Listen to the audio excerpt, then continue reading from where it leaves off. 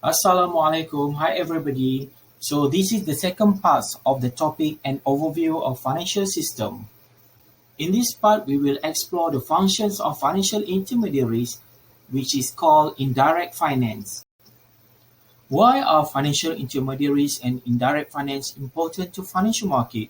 To answer this question, we need to understand the roles of transaction costs, risk sharing, and information costs.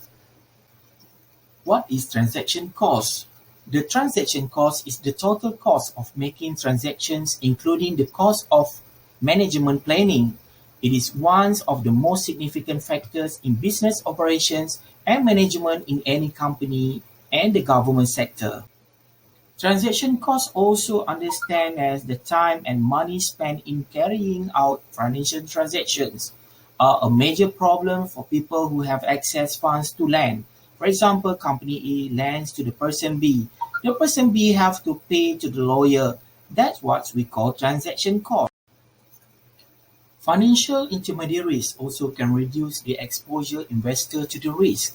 What is the risk? Risk is the uncertainty about the returns investor will earn on the asset they buy or the investment that have been made. What is the risk sharing? Financial intermediaries create and sell assets with characteristics that people are comfortable with. Financial intermediaries also use funds they acquired by selling these assets to purchase other assets that may have far more risk.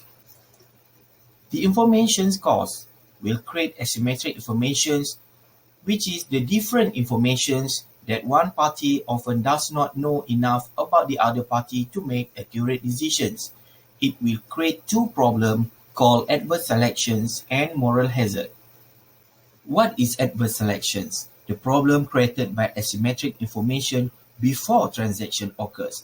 The potential borrower who are the most actively seek out for loans and most likely selected, but in real, he is the most bad creditor where the bank never know. The second problem called moral hazard, the problem created by asymmetric information after transaction occurs. It is a risk that borrower might involve in activity that are immoral from the lender's point of view. For example, borrower might not pay back the loan. The types of financial intermediaries.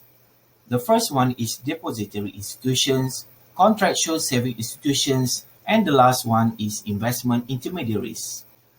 Depository institutions refer to a bank where accepting the deposit from individuals and institutions and then make a loan. These institutions include commercial banks and the thrift institutions, which is savings and loan association, mutual saving bank, and credit union. Contractual saving institutions acquire funds at periodic intervals on contractual basis. It tends to invest the funds in long-term securities such as bonds, stock, and mortgages. These institutions include life insurance, fire casualty insurance, and pension and government retirement funds. Investment intermediaries or investment bank is not a bank or financial intermediaries in the ordinary sense. It does not take in funds and lend it out. It only advises the corporations on which type of security to issue and help to sell the security by purchasing them from corporations. Regulations of financial system.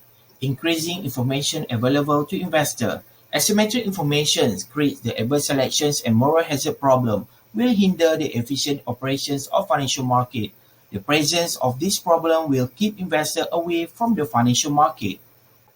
With the government regulations, will reduce the problems of asymmetric information and will enhance the efficiency of market by increasing the information available to the investor.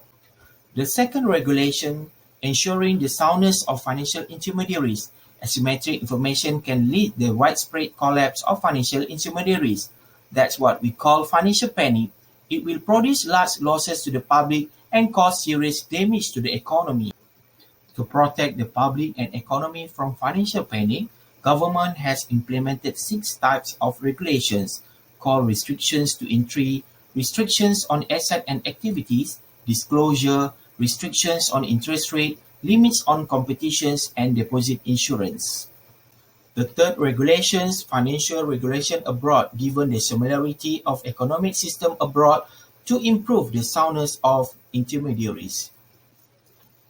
That's all, guys. Hope you enjoy and understand.